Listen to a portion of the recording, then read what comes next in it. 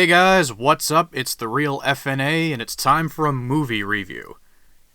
Yeah guys, I was considering making my very first movie review for this channel to be like one of my favorite films or one of my least favorite films to make it seem more fitting, but when I saw this movie I thought, okay, I think it would be more fun to cover this instead, especially considering that a number of people that I happen to know are like in love with this movie and are way more familiar with this movie than I am, especially considering that I just saw it. Tonight's film is Sonic the Hedgehog, the 2020 film that just came out a few months ago. Needless to say, and putting this as lightly as I can, I was very, very reluctant to see it. Because I'm not a big Sonic fan, and after seeing Detective Pikachu with a friend and realizing it was a piece of shit, I wanted to stay as far away from this thing as possible, because at least at face value, it sent me the same messages. A video game property brought to a realistic setting, a big name actor. In Pokemon, it was Ryan Reynolds, this time it's Jim Carrey. It looked like it was about to follow the same basic formula, be just an annoying, generic fucking kids movie. But eventually, my friends did a hell of a good job convincing me to see this movie. So, peer pressure is a bitch, isn't it? So, I did see the movie about a week ago, and nobody sent me a physical copy. Nobody even sent me a torrent link. Oddly enough, the method I used to watch this film was a free-to-watch version that was on Facebook. I don't know how the hell the company that made the movie, I think it's Paramount. I don't know how the hell Paramount is able to let that happen, but it happened, and I just watched the movie that way. So I watched the movie for free on Facebook. I didn't think I would be using that method, but fuck it, I did. Let's start with writing. Generally speaking, whenever I talk about a movie, the first thing that I talk about is the writing, because I feel that it's the most important part. The writing in this movie is a bit of a double-edged sword, in my opinion. Let's start with jokes. Visual humor. I think the movie is okay.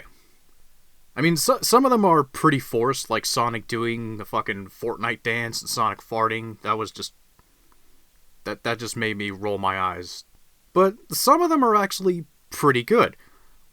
One of my favorites is right at the beginning, where Sonic is looking through the cop's car, and he's using the speed radar gun to keep track of his speed and to break his own record. And I thought that was a pretty clever visual joke.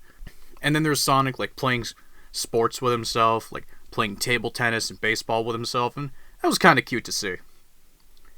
In terms of the dialogue and the jokes told by the characters, it's nothing to write home about if you ask me. I think the worst one is actually at the beginning, where the film opens up, and they immediately drop you into an action scene of Sonic running away from Robotnik. And then immediately after you see it, they pause the movie, and then Sonic says, "Yep, that's me. You're probably wondering how I got here." I fucking hate that cliche. It is retarded, and it is more irritating than the goddamn Wilhelm scream. The general story is... it's competently formed. There are a few things about it that I thought didn't make any sense or was barely, given any time to be established. The lack of screen time goes to this owl, who is like a mother figure to Sonic in the beginning, and this animal tribe, which all look like Knuckles, that is basically what forces Sonic to go to Earth, and what jumpstarts the whole movie. We don't really get anything out of him. I wish there was a little bit more screen time put into it, because as a result, I do not find either one of those characters to have any sort of purpose other than to jumpstart the film. As far as things not making sense goes, there's this moment where Sonic accidentally gets his bag of rings stuck on top of a building. And near the end of the film, they get to that building, but instead of Sonic running up the building, grabbing the rings, and then running back down, he instead suggests that they go to the top of the building normally because, and I'm quoting this directly from the movie, we need a key to get in there. He's Sonic the fucking Hedgehog. Right at the beginning of the film, we see him, like, running through loops and running vertically and shit. Don't tell me he wasn't able to run up the building, because he definitely was able to. Speaking of the rings, they're used as these warp points for Sonic to go between worlds. Like, he pulls a ring out of the bag, he says, here, I want to go to, I don't know, fucking coffee shop. You toss it, and it transports you to the coffee shop. That's not an example used in the film, it's just something that came up at the top of my head. And I figure, okay, they have to have some sort of different use than what they were used for in the games, which is basically, you know, you get them, you get hit, you lose them. If you get hit without any, you die. So that's fine. What I don't really like about them is how they were basically used as a very convenient way of solving certain problems that the characters got themselves into. I felt like it was more used for a plot device to help them, basically. Like getting Robotnik out of their hair and onto the Mushroom Planet, or saving the main guy and his girlfriend at the last second. So there's that. Characters. Sonic himself actually wasn't as annoying as I thought he was going to be. Because in a lot of different cases, Sonic himself I don't find to be very engaging. But this one, like this version of Sonic, is actually pretty decent. The guy who voices him, fuck if I remember his name, does a good job, and his personality is by no means hateable. Robotnik. Robotnik I actually thought was really annoying. I don't know if that's a hot take, but as far as I'm aware, it kind of is, because I see a number of posts and people say that Robotnik helps push the film as much as Sonic does, but if you ask me, I thought it was really, really fucking annoying. His I'm better than everybody mentality got really irritating really quickly, which is a shame, because seeing as Robotnik has always been one of my favorite characters in Sonic as a whole, I thought it was really disappointing to see him like this. No matter how much I hated something Sonic related, Robotnik was always there to cheer me up. But I will say that the casting is fitting. I do think Jim Carrey was a good choice for Robotnik. I just think the dialogue that they gave him is what ruins it. The main cop, who eventually becomes Sonic's best friend. I don't remember what his actual name is, so I'll just call him Donut Lord, because that's what Sonic calls him. I do like when he sort of shit-talks Robotnik for failing to kill him, when he's talking with him over the phone a couple times. Although I did expect Sonic to do that, but whatever. Other than that, though, he felt mostly like a placeholder for Sonic to interact with. In my opinion, at least, his character was about as engaging as a fucking kitchen sponge, and the dynamic between him and Sonic is more weak than me at the gym.